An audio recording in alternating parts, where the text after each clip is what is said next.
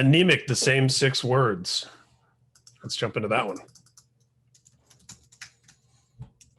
Where you want to do lyrics or instrumental? Let's do instrumental first. Tyler, do you want to take this one? I feel like nah, you go for it. Okay, all right. This is an interesting track because this one was one of the first ones we actually pre-pro'd with Isaac, so yeah, it's definitely an interesting one. I think this is also one of the heavier songs on the record. It definitely has, like I said, with all the tracks can stand on their own. But this one is really just, it just unrelenting, and I think the closest thing I can liken it to was, I don't know what I'm saying. Sorry. The song's just hard, to put it lightly. We wanted to make sure that, as the progression of the band goes, we wanted to still incorporate things that we all like, again, without, copying anything. That's a big thing with all of us, is that we don't want to just be like, oh, hey, this band, yeah, let's do that. Of course, we listen to all types of music, and to go back to the electronic tracks, like we all listen to Sisters of Mercy and Cold Cave and things like that. So we have all these outside influences from different genres, and we want to make these things our own. And Anemic was one of those ones where we were just like, we want to make a song that's hard, that's reminiscent of something that we would want to hear out today, just like with every song on the record. And I think the closest thing to a slam in wristMeetRazor is going to be the end breakdown, honestly. And I mean, the song just hits, and it was a no-brainer to have it as one of the singles. More of a wrist slaps razor, one might say. If I can get a dad joke in there. There you go.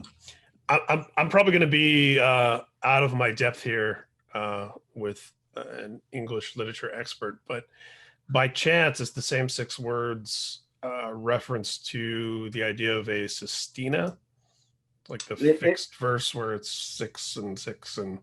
It isn't, but I do like that idea. No, the title of it. You can start saying it is if you want. I won't tell anyone. I might. No, the title of it is actually way more simple than that, and I've not really been asked about it yet, what the same 6 words are, but it's the chorus. The chorus, or there's 6 words in the chorus, and the song kind of plays on that chorus over and over again. So I felt like that was an appropriate way to title it for sure. And actually Tyler came up with a lot of that title, so it worked because I say that in the lyrics, but also it comes back as the title. So Tyler kind of helped out with that part of it. Lyrically though, this one is it's another angry song about feeling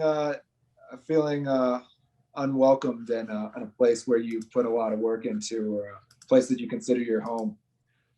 And it's more or less about the idea of kind of a drowning pool of sorts, where when you're treading water, people beneath you just grab at your ankles and try to pull you down.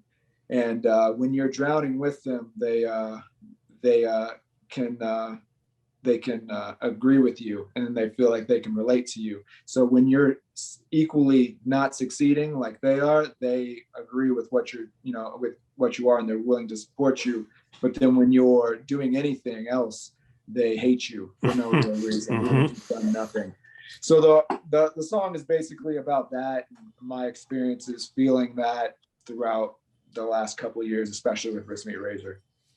And now as we're talking, as the record is out, this song you guys put out in the spring, so I guess it's been a few months now, the music video and all of that.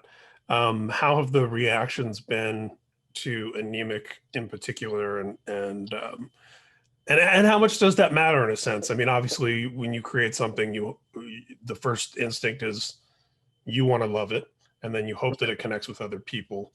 Right. But of course, there's you probably wouldn't be surprised actually, but in 25 years of interviewing bands, there are certainly some that are very much driven by like, on the last record, everyone told us they loved this song, so we wrote a new record of 10 of those. Right. What's the balance for you guys? Like, how much are you checking for comments and feedback and when you drop a song from a record like that? So this is something that came up the other day. Actually, we were talking about it a little bit, where people were talking about the album as a whole. Like late last night was, for example, we had people in different time zones that already had access to the record, so they were listening to it. And we've heard majority good things, but of course you can't please everybody.